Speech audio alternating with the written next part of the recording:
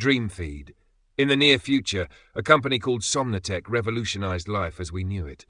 Their flagship product, the Dreamfeed, promised what seemed impossible: total control over your dreams. Using a sleek helmet and neurostimulators, anyone could live their perfect life while they slept. Fantasies were no longer fleeting, they were fully realized: endless luxury, adventure, love. The Dreamfeed allowed you to shape your subconscious world into anything you desired. The marketing was genius. Your dream life awaits. Testimonials flooded in from celebrities and influencers raving about how they'd finally found true fulfillment. Before long, Dreamfeed units were in every home, and people eagerly anticipated sleep like never before. Why waste time awake when you could be living your best life in the dream world? The one rule was simple. While awake, you had to focus on keeping your body healthy. Eating nutritious meals and working out were essential to enhancing the dream experience. People only needed to be awake for a few hours each day to nourish their bodies before returning to their dream worlds. As months passed, society quickly adapted to this new lifestyle.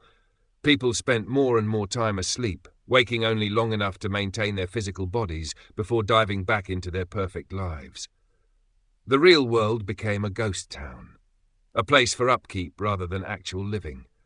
Jason Singelman was one of the early adopters, living out his dream life: adventure, wealth, endless joy. Every moment felt vivid, far more satisfying than the monotony of his mundane existence. But something began to gnaw at him. He noticed the time discrepancies were becoming more pronounced. Days, even weeks, passed in his dream world, but when he woke to eat or work out, he realized only minutes had gone by. One day, Jason woke up for his daily routine to maintain his body, but an unusual sense of dread lingered. He'd been asleep for what felt like 10 years, or maybe just 10 hours. Something was wrong. His single-bedroom condo looked familiar, yet unfamiliar at the same time. His belongings were rearranged, and there were items he didn't recognize at all. He decided what he needed was some fresh air. Not to just work out on his standard in-house running/lifting machine, or eat any of the delivered nutrient-dense meals sent to everyone by Somnotech as a part of their Keep a Healthy Reality package that came standard with the purchase of your Dreamfeed. Other accessories included the exercise machines, a healthy heart tracker bracelet, daily EpiPen-like shots for instant sleep, and an old-fashioned landline with a direct connection to Somnotech's system service. Jason splashed his face to try and shake off the strange, drained feelings he was having, put on some exercise clothes, and began to head out the door. He noticed it was only 2:15, so he had plenty of daylight to burn. As his hand was about to touch the doorknob, his Somnotech telephone started ringing and vibrating violently. The phone looked as though it was going to fly off his bedside table. He rushed over to pick it up.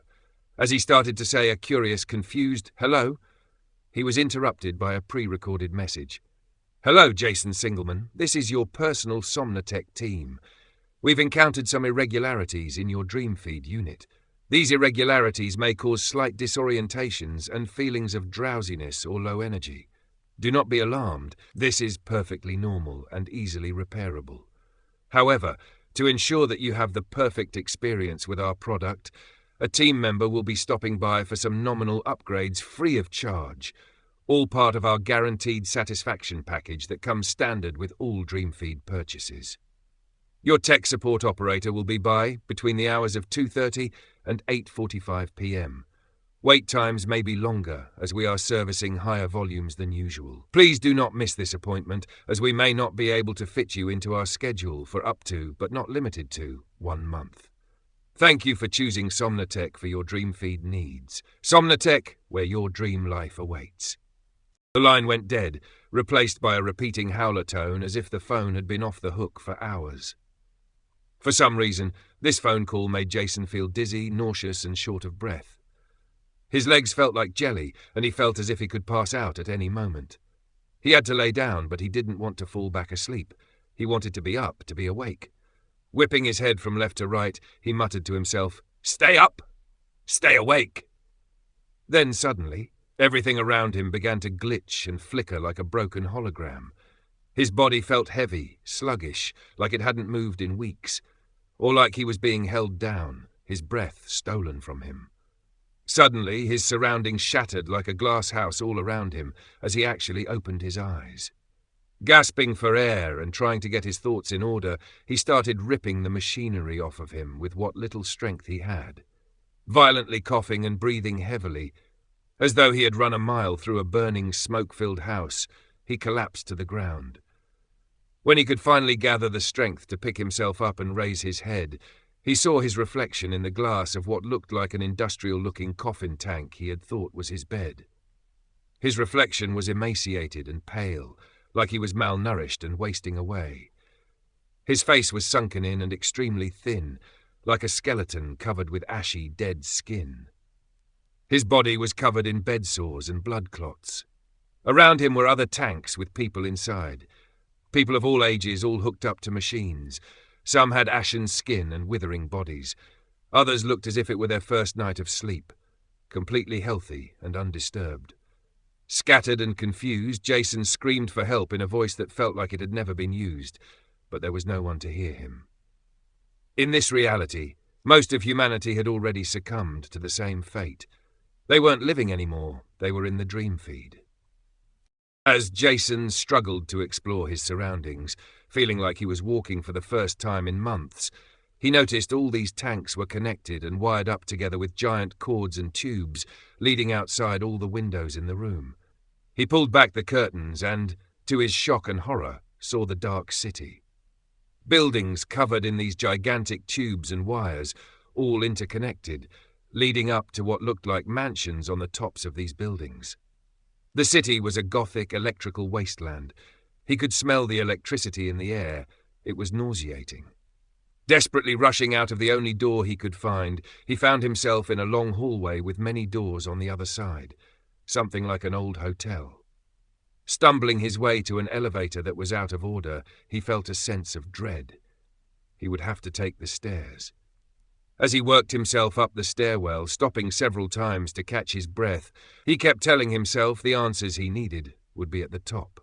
After what felt like hours, he managed to get to a door at the very top of the stairs labelled Wesley Arnault Manor.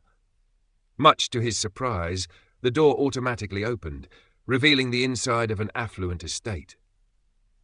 This place looked nothing like the rest of the city or the building. It was beautiful, clean, and well taken care of. Everything looked brand new. As he wandered through the mansion, he felt eyes on him, like every move he made was being tracked. The house itself seemed to be studying him. Sensors embedded in the walls tracked his every step, analysing his short breath. The fridge clicked open, offering a smoothie high in protein. Heart rate irregular, a voice from the ceiling whispered, and the lights dimmed as if to help with his strained vision. The TV suddenly turned on, flashing an ad for vitamins tailored to his nutrient deficiencies, the volume increasing as he tried to walk away. The air vents hissed, filling the room with a pleasant aroma. Even the floor beneath his feet vibrated subtly, guiding him to sit on a massage chair it deemed best for his stiff posture. Every part of the house gently but insistently pushed him toward health, yet the more it scanned, the more anxious and confused he became. While trying to avoid all these suggestions the house was making, his gaze drifted toward the large, picturesque windows. He could see rolling green hills and serene blue skies. Birds flitted across a peaceful countryside and sunlight shone into the room. But as he watched, a flicker caught his eye and snapped him out of his daze. He stepped closer, squinting and reminding himself, that's not what it looks like out there. The landscape wavered for a moment, revealing a grid of pixels. The windows weren't windows at all. They were high-definition screens, projecting a world that didn't exist. What kind of place is this?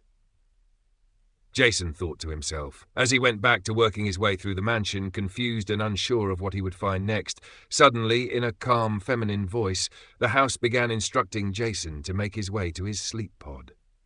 You are experiencing an accelerated heart rate and diminished health. Please make your way back to your sleep pod and rejuvenate your body, it kept repeating. The walls started glowing with red arrows pointing him in the direction of what looked like the master bedroom. As he worked his way up the short hall and through the door, to his astonishment, a giant high-tech sleep tank was revealed, taking up most of the bedroom. This was nothing like the tank he had awakened from hours before. The tank had several giant tubes and wires plugged into it, more than any other tanks he had seen.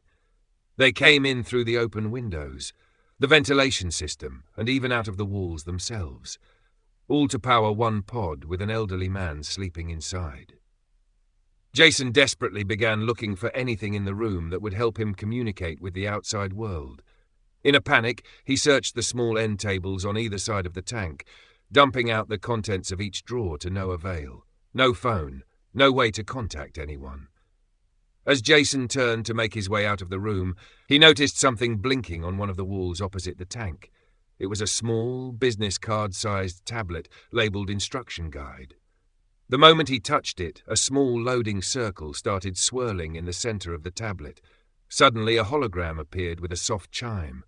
A sleek video played, showing serene images of people resting in high-tech pods. The narrator's voice was soothing, almost hypnotic, with a hint of a cheesy salesman-like tone.